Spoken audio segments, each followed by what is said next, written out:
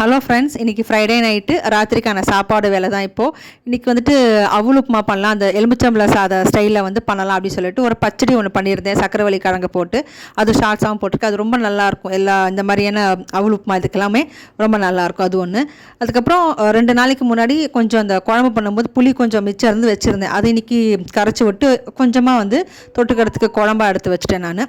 இந்த அவுள் வந்து கொஞ்சம் திக்காக இருக்குது, அதனால் கொஞ்சம் தயிர் ஊற்றி பெசரி விட்டுட்டோம் அப்படின்னா பஞ்சு மாதிரி வரும், சீக்கிரமாக வெந்துடும், அவுள் வந்து ஊறிடும். அதுக்கோசரம் இந்த மாதிரி செய்கிறது. இதுக்கு வந்து காலையில் பண்ண பிரியாணிக்கு இந்த வெஜிடபிள்ஸ் மிச்சம் வச்சுருந்தேன், கொஞ்சம் இருந்தது. அதையும் போட்டு ஒரு சூப் மாதிரி செஞ்சு வச்சிடலான்னு ஒன்றும் இல்லை, சும்மா மிளகு ஜீரகம் இந்த சோயா சாஸும் போட்டு ஒரு சூப்பும் செஞ்சு வச்சுருக்கேன். இது வந்து அன்றைக்கி ஒரே ஒரு பாவக்காயில் ஒரு ஃப்ரை மாதிரி பண்ணியிருந்தேன். இப்போ இன்றைக்கும் ஒரே ஒரு பாவக்காய் தான் இருக்குது. அதை வச்சு ஒரு குழம்பு ஏதாவது பண்ணலாம் அப்படின்னு பார்த்தா, இல்லை அன்றைக்கி செஞ்ச ஃப்ரை நல்லா இருக்குது, திருப்பி செஞ்சு கொடுன்னு இவ சொன்ன தொட்டு சரி அதுவும் செஞ்சு கொடுத்துடலாம். எல்லாம் கொஞ்சம் கொஞ்சம் தான், அந்த குழம்பெல்லாம் எனக்கு தெரிஞ்சு மிஞ்சிடும், அதெல்லாம் ஃப்ரிட்ஜில் வச்சுடுவேன். இதெல்லாம் வந்து சாப்பிட்டு முடிச்சிடலாம். கொஞ்சம் தான், ஒரே ஒரு பாவக்காய் தான். இதில் இந்த கார்ன்ஃப்ளவரு, அப்புறம் இந்த காரப்பொடி மஞ்சப்பொடி உப்பெல்லாம் போட்டு ஒரு பெசரி பொடிச்சு எடுத்தோம் டேரெக்டாக அப்படின்னா அருமையாக இருக்கும்.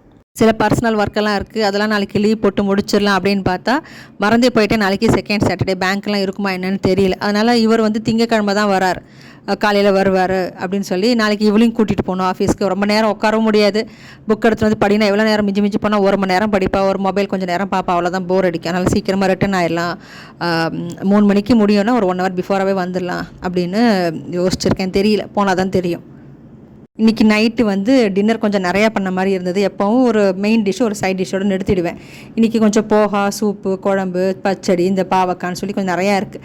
மிச்சம் இருந்தால் ஃப்ரிட்ஜில் வச்சு நாளைக்கு காலை நான் சாப்பிட்டுக்க வேண்டியதான். ஓகே, என் வீடியோ உங்களுக்கு பிடிச்சிருக்குன்னு நினைக்கிறேன். பிடிச்சிருந்தா please like and subscribe. Thank you.